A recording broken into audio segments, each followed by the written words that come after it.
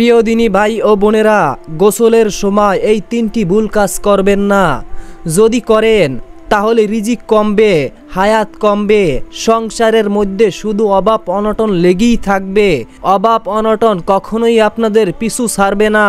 অনেক মানুষ আমাদেরকে বলে থাকেন যে ভাই লক্ষ লক্ষ টাকা ইনকাম করি, তারপরেও ঘরের ভিতরে কোনো উন্নতি পাচ্ছি না, একটার পর একটা সমস্যা লেগেই আছে। যখন আমাদের কাছে টাকা থাকে তার কিছুদিনের মধ্যেই সকল টাকা কিভাবে যেন ব্যয় হয়ে যায় তা আমি ভাবতেও পারি না। আমি আমার সংসারে কোনো উন্নতি পাচ্ছি না। অর্থাৎ তারা টাকা পয়সা ইনকাম করে সত্য, কিন্তু টাকা পয়সার ভিতরে কোনো বরকত নেই। কিভাবে থাকবে? গোসলের সময় এই তিনটি ভুল কাজ করলে আপনার জীবন থেকে হায়াত রিজিক কমে যাবে এবং নানান ধরনের সমস্যা দেখা দিবে। তাই প্রিয় দিনী ভাই, আমরা এই তিনটি কাজ গোসলের সময় অবশ্যই করব না। তাই আপনাদেরকে আজকে ভালোভাবে জানতে হবে, শুনতে হবে এবং তাড়াতাড়ি পাশাপাশি বুঝতে হবে যে গোসলের সময় কোন তিনটি কাজ একদমই করা যাবে না। আর আপনি যদি এই ভুলগুলো করে থাকেন তাহলে আর কোনোদিন কোনো সময় এই ভুল করবেন না। সাবধান হয়ে যান। প্রিয় দিনী ভাই এবং বোনেরা, এই পৃথিবীর মধ্যে যত আযাব এবং গজব এসে থাকে সবগুলো হচ্ছে আমাদের পাপের ফল।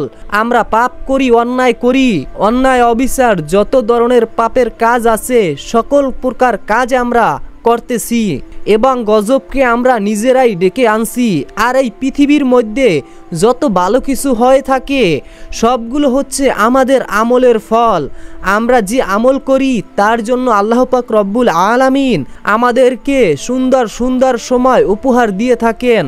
সেই কথাটা আল্লাহ পাক রব্বুল আলামিন কোরআনুল কারীমের ভিতরে সূরা বুরুজের ভিতরে 41 নং আয়াতে আল্লাহ পাক রব্বুল আলামিন বলেন, জল এবং স্থলের মধ্যে যে সমস্ত প্রাণীগুলো রয়েছে তারা নিজেদের হাতের কামাইয়ের সুফল এবং কুফল ডেকে আনে। যদি আমরা আল্লাহ পাক রব্বুল আলামিনের হুকুম মানি, ইসলামের মতে এবং চলাফেরা করি, যদি আমাদের জীবনটা আল্লাহ পাক রব্বুল আলামিনের কাজে সফর্দ করি, তাহলে আল্লাহ পাক রব্বুল আলামিন আমাদের জীবনে তার কুদরতি বরকত ও রহমত আমাদের উপর নাজিল করবেন। অর্থাৎ তখন আমাদের জীবনটা সুন্দরভাবে, সুফলভাবে, পরিপূর্ণভাবে, ভরপুরভাবে থাকবে। সুবহানাল্লাহ।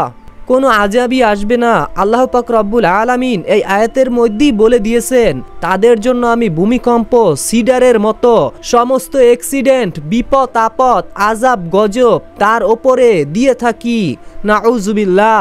তাদের নিজেদের হাতের কামাই হচ্ছে এগুলো এবং যত সব রহমত আমি দিয়ে থাকি তাদের নেক আমলের ফল দিয়ে থাকি। সুবহানাল্লাহ, সুবহানাল্লাহ, আল্লাহু আকবার। আচ্ছা, কেন আযাব এবং গজব আল্লাহ পাক রব্বুল আলামিন দিয়ে থাকেন? আল্লাহ পাক রব্বুল আলামিন বলেন, আমি তাদের আযাব গজব দিয়ে থাকি এই কারণে যাতে করে তারা আযাব ভোগ করার পরে আমি আল্লাহ পাক রব্বুল আলামিনের পথে ফিরে আসে এবং বুঝতে পারে তারা ভুল পথে সময় ব্যয় করেছে। আর এই জন্যই আমি তাদেরকে আযাব দেই, এই কারণে যাতে সে বুঝতে পারে আমি আল্লাহ পাক রব্বুল আলামিন ইশারা দিয়েছি ওই সকল কাজ থেকে ফিরে আসার জন্য। প্রিয় দিনী ভাই ও বোনেরা, তাই আমাদেরকে অতি সতর্ক থাকতে হবে আমাদের যাতে গোসলের সময় এই তিনটি ভুল কাজ না করি। যদি আপনি এই কাজগুলো করেন তাহলে কপালটা পুড়ে যাবে, বিপদ আপদের সম্মুখীন হবেন। প্রিয় দিনী ভাই ও বোনেরা, এই আয়াতের ব্যাখ্যাটা নিশ্চয়ই আপনারা বুঝতে পেরেছেন। গোসলের সময় যেই তিনটি ভুল করবেন না তার ভিতরে 1 নাম্বার হচ্ছে ফরজ গোসল ইচ্ছাকৃতভাবে দেরি করে করবেন না। যখনই গোসল ফরজ হবে তৎক্ষণই সুন্দরভাবে গোসল করবেন এবং যত দ্রুত সম্ভব গোসল করে নিবেন। অনেকেই আছেন স্বামী স্ত্রীর সহবাস করেছেন এবং করার জন্য মনে আশা নিয়ে শুয়ে আছেন। আপনার গোসল না করলেও চলবে, আপনারা একবার সহবাস করার পর অজু করে নিবেন। অজু করার পর অনেকক্ষণ সময় ব্যয় করবেন। অজু করার মানে প্রত্যেকবার সহবাস করার মধ্যখানে অজু করা মুস্তাহাব। কিন্তু আপনার কোনো কাজ আছে, একটা জায়গায় যেতে হবে দ্রুত, সেই সময় যদি আপনার গোসল ফরজ হয়ে থাকে তাহলে আপনি অজু করে বাড়ি থেকে রওনা দিবেন। এর কারণ হলো যেহেতু দ্রুত যাওয়ার প্রয়োজন, গোসলের সময় নেই, সেই সময় আপনি অজু করে নিবেন। তারপরে আপনি যে কোনো জায়গায় রওনা দিবেন, সেই কাজটা যদি কিংবা দ্রুত করার প্রয়োজন হয় এবং যদি নামাজের টাইমটা একটু দেরিতে থাকে অথবা আপনার গুরুত্বপূর্ণ কোনো কাজ আছে, আপনি যে নামাজ পড়বেন, নামাজ পড়ার কিছু সময় বাকি আছে, তাহলে কোনো সমস্যা নেই, আপনি ওযু করে সেই গুরুত্বপূর্ণ কাজটা সারতে পারবেন। তবে প্রিয় দিনী ভাই এবং বন্ধুরা, যদি গোসল ফরজ হয় তাহলে গোসল করে নেওয়াটা খুবই ভালো এবং খেয়াল রাখতে হবে নামাজের আগে অবশ্যই গোসল করে নিতে হবে। তবে ইচ্ছাকৃতভাবে কোনো কাজ নেই, কোনো সমস্যা নেই, সেই সময় যদি লেট করে গোসল করেন তাহলে কিন্তু আপনার জন্য বিপদ রয়েছে। এই কথাটা কোরআন ও হাদিস থেকে প্রমাণিত। তাই প্রিয় দিনী ভাই ও বোনেরা, আপনাদেরকে অনুরোধ করে আবারও বলছি, আপনার যদি কোনো কাজ না থাকে আর যদি আপনার গোসল ফরজ হয়ে থাকে তাহলে অবশ্যই গোসল করে নেবেন। আর যদি আপনি তারপরেও না করেন তাহলে আপনার হায়াত এবং রিজিক কমে যাবে, সংসারে অভাব অনটন দেখা দিবে, সংসারে স্বামী স্ত্রীর ভিতরে বিবাদ সৃষ্টি হবে এবং এই পৃথিবীতে জমিনেও আপনাকে বরদোয়া দিয়ে থাকবে। এজন্য গোসল ফরজ হয়ে থাকলে অবশ্যই গোসল করে নেবেন। প্রিয় দিনী ভাই ও বন্ধুরা, অনেকেরই গোসল ফরজ হয়ে থাকে কিন্তু গোসল ফরজ হওয়ার কারণে তারা গোসল না করে শুয়ে থাকেন, ফজরের নামাজটাও পড়েন না, এমনকি সকাল 8টায় ঘুম থেকে জাগ্রত হয়ে গোসল করে। তারা হলো আল্লাহ পাক রব্বুল আলামিনের নিকৃষ্ট বান্দা বান্দি, যাদের জন্য আল্লাহ পাক রব্বুল আলামিন খুব ভয়ঙ্কর শাস্তি রেখেছেন। নাউজুবিল্লাহ। রাসূল সাল্লাল্লাহু আলাইহি ওয়াসাল্লাম বলেছেন, যে ব্যক্তি ফজরের নামাজ পড়বে সে ব্যক্তি আল্লাহর জিম্মায় চলে যাবে। সুবহানাল্লাহ, আল্লাহু আকবার, সুবহানাল্লাহ। ফজরের নামাজটা কত গুরুত্বপূর্ণ, আর আপনি সেই সময় যদি নামাজ না পড়ে শুয়ে থাকেন তাহলে আল্লাহ পাক রব্বুল আলামিন তো অবশ্যই আপনার উপরে গজব নাজিল করবেন। তাই প্রিয় দিনী ভাই ও বোনেরা, এই কাজ থেকে বিরত থাকুন। আর যে ব্যক্তি ফজরের নামাজ পড়বে সে ব্যক্তি আল্লাহর জিম্মাদারে চলে যাবে তা বোঝানো হয়েছে। আল্লাহ পাক রব্বুল আলামিন ফেরেশতাদের মাধ্যমে ওই বান্দাকে পাহারা দিচ্ছে, অর্থাৎ সেই বান্দা যেন বিপদে না পড়ে, বিপদ থেকে মুক্তি দেওয়ার জন্য সব সময় ফেরেশতারা পায়তারা দিতে থাকবে। সুবহানাল্লাহ, আল্লাহু আকবার, সুবহানাল্লাহ। রাসূল সাল্লাল্লাহু আলাইহি ওয়াসাল্লাম বলেন, যে ব্যক্তি ফজরের নামাজ পড়ে না পড়ে ঘুমিয়ে থাকেন, ফজরের নামাজের সময় যেই ব্যক্তি না উঠেন শয়তান প্রবেশ করে দেয়। নাউজুবিল্লাহ, নাউজুবিল্লাহ। যারা ফজরের নামাজ না পড়ে ঘুমিয়ে থাকেন তারা শয়তানের শরবত পান করেন। এজন্যই ফজরের নামাজ অবশ্যই আপনাদেরকে পড়তে হবে।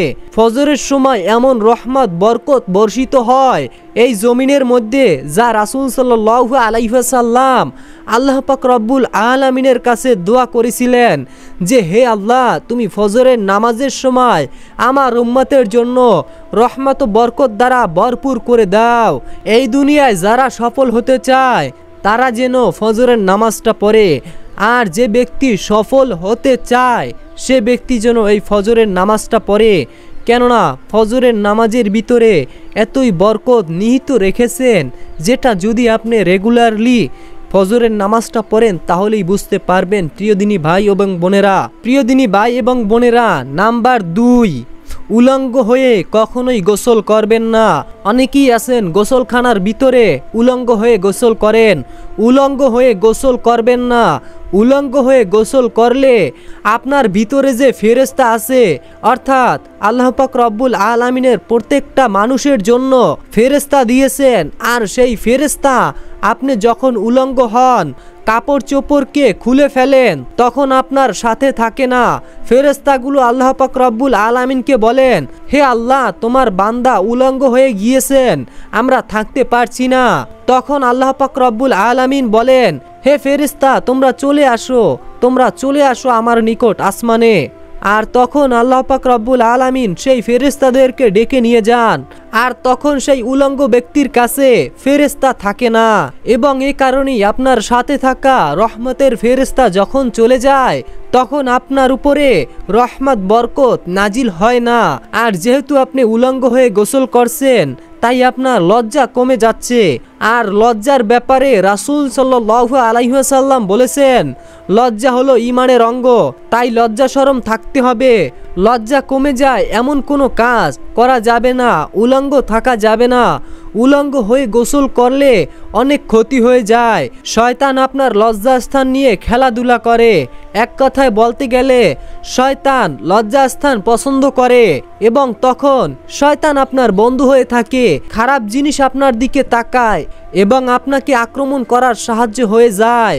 এই জন্যই প্রিয় দিনী ভাই এবং বোনেরা, উলঙ্গ হয়ে কখনোই গোসল করবেন না। আপনাদের রিজিকে বরকত কমে যাবে, সংসারের ভিতরে অভাব অনটন দেখা দিবে। আপনার সংসারে তখন আর শান্তি বর্ষিত হবে না। আশা করি সুন্দরভাবে বুঝতে পেরেছেন। তাই কখনোই উলঙ্গ হয়ে গোসল করবেন না। 3 নাম্বার, ফরজ গোসলের ভিতরে সতর্কতা থাকতে হবে। অনেকেই আছেন ফরজ গোসল করেন কিন্তু ফরজ গোসল করা হয় না। গোসলের ভিতরে যেই কয়টা ফরজ আছে এটা জানবেন, সে কিভাবে গোসল ফরজ হলে গোসল করবে। আর এই কারণেই দেখা যায় অনেকে গোসল করেও অপবিত্র থাকে, অজু করেও সে অপবিত্র থাকে, অপবিত্র শরীর নিয়ে থাকে। আর এ কারণেই ফেরেশতা বরদোয়া দিতে থাকেন, জমিনও বরদোয়া দিতে থাকেন। সেই ব্যক্তি নামাজ পড়লে নামাজ হয় না, অজু করলে অজু হয় না। সেই ব্যক্তির কোনো আমলই আল্লাহ পাক রব্বুল আলামিনের দরবারে কবুল হয় না।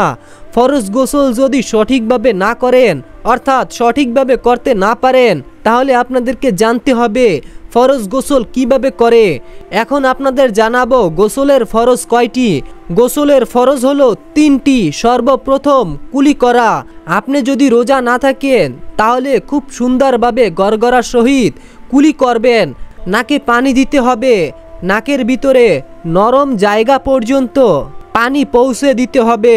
যদি রোজা না থাকেন আর রোজা অবস্থায় অল্প একটু পানি দিলেও চলবে এবং তারপরে সমস্ত শরীর ভালোভাবে ধৌত করতে হবে। প্রিয় দিনী ভাই এবং বোনেরা, এই 3টি হলো গোসলের ফরজ। এগুলো একটা না করলে আপনার গোসল কবুল হবে না। আপনি তাহলে শুধুই গোসল করলেন এবং শুধু ইবাদত করলেন। আমি আবারও বলছি, এই গোসলের 3টি ফরজের কথা না জানলে আপনার গোসল হবেই না। 1 নাম্বার, ভালোভাবে কুলি করবেন। 2 নাম্বার, নাকের ভিতরে পানি দিবেন। 3 নাম্বার, সমস্ত শরীর ধৌত করবেন যাতে একটা পশম শুকনো না থাকে। তাই আপনাদেরকে সুন্দরভাবে গোসল করতে হবে। এবং ফরজ গোসলের নিয়ম হলো সর্বপ্রথম আপনাদেরকে 2 হাত সুন্দর করে ধৌত করতে হবে। ধৌত করার পর আপনার শরীরের মধ্যে যেই জায়গায় নাপাকি লেগে আছে, নাপাকিগুলো আগে সুন্দর করে ধৌত করতে হবে। একদম সুন্দর করে ধৌত করার পর এরপরে আপনি সর্বপ্রথম অজু করে নেবেন। অজু করার পর আপনি গোসল করবেন। তাহলে ইনশাআল্লাহ প্রিয় দিনী ভাই এবং বোনেরা, আপনার গোসল পরিপূর্ণ হবে। প্রিয় দিনী ভাই এবং বোনেরা, এই কাজগুলো সুন্দরভাবে না করলে আপনি পবিত্র হবেন না।